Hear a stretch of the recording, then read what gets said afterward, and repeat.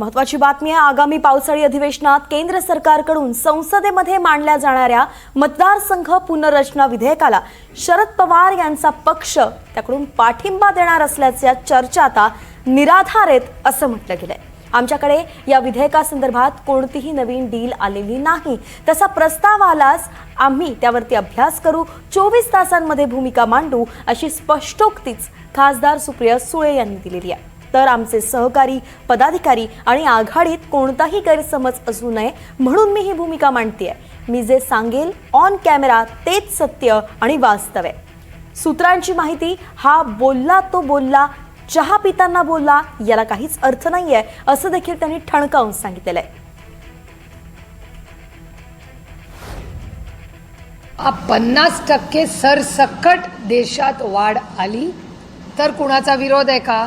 तेव्हा मी स्वतः, शिवसेना स्वतः असं दोघेची आम्ही सगळ्यांनी सांगितलं हा लोकसंख्येपेक्षा हा जास्त योग्य आम्हाला वाटतं।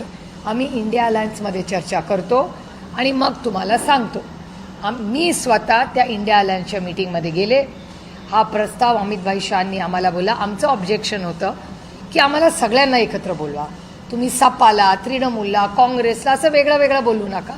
जे करायचं आहे, जर चांगला प्रस्ताव असेल, मनात काही दुसरं नसेल तर मग आम्हाला इंडिया अलायन्सला एकत्र का नाही बोलत?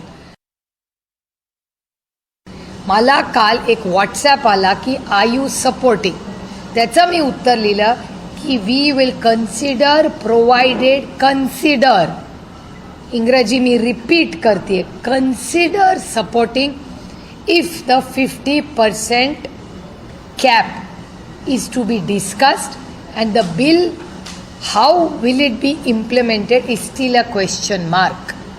एवढं सविस्तर मी व्हॉट्सॲपवर एक प्रायव्हेट कॉन्व्हर्सेशनमध्ये हे सांगितलेलं.